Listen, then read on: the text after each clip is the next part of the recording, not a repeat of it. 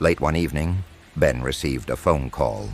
The caller ID was blank, just a string of zeros. Curious, he answered, "Hello?" Silence. Then a voice that sounded exactly like his own crackled through.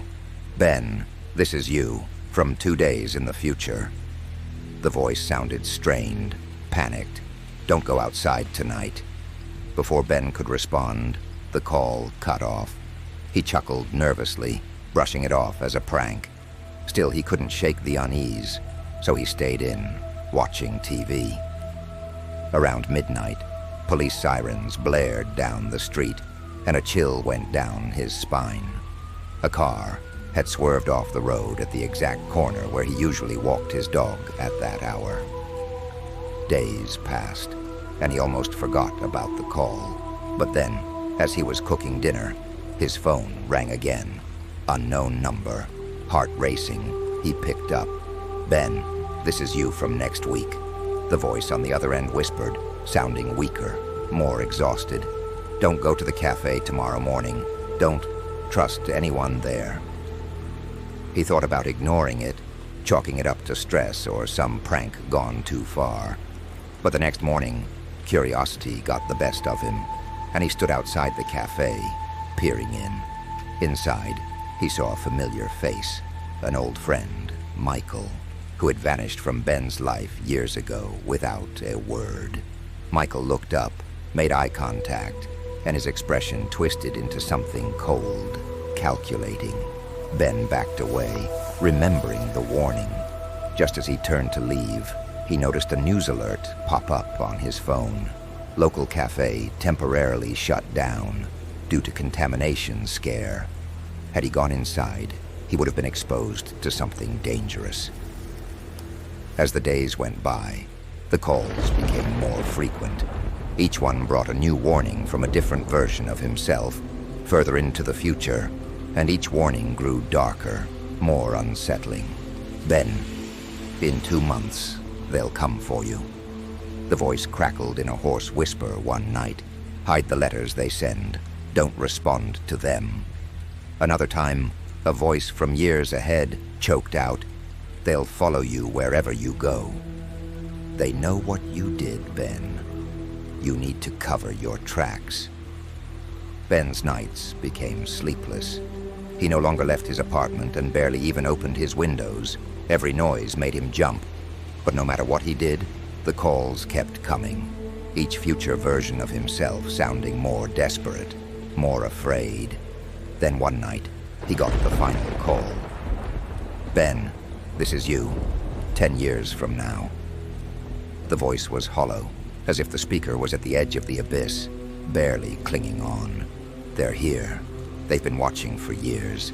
They know everything. And you told them. It was you all along." Ben's stomach twisted. "What do you mean? I didn't tell anyone." The future Ben's voice rasped, almost inaudible now. "I couldn't stop myself.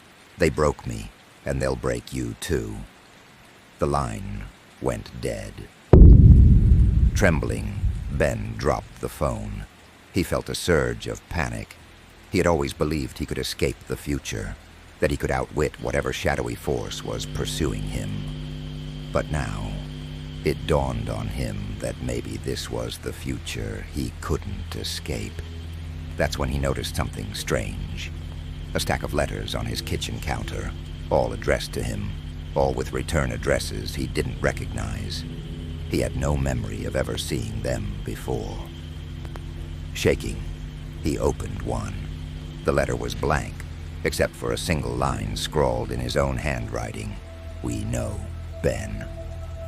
At that moment, the phone rang again. Unknown number.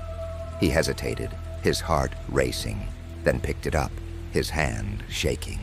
The voice on the other end was his own, only it sounded much younger, as if it were him from the past. "Ben, listen carefully," it said, calm yet urgent. "You don't remember this, but you've been here before. You made a deal. You traded your memories for a way out. But they always find you. They always will." Ben felt a cold sweat run down his spine as his voice from the past continued. When the clock strikes midnight, you will remember everything, and you'll know why you can never escape.